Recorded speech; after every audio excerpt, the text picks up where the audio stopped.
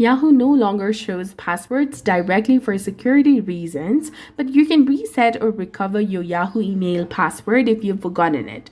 This way, you'll be able to sign in back with your account safely. So in order to recover your Yahoo Mail password, you need to go ahead and open any web browser on your device.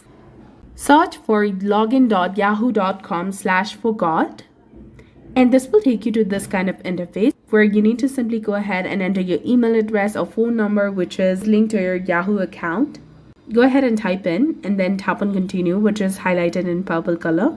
As my account uses Google to sign in, I'm going to go ahead and tap on this sign in with Google and select my account to log in. But if not, you can go ahead, enter your Yahoo email address, tap on continue, and you need to choose your recovery method like text message or recovery email, and then you need to follow the on-screen instructions to verify identity. And once verified, you'll be able to create a new password.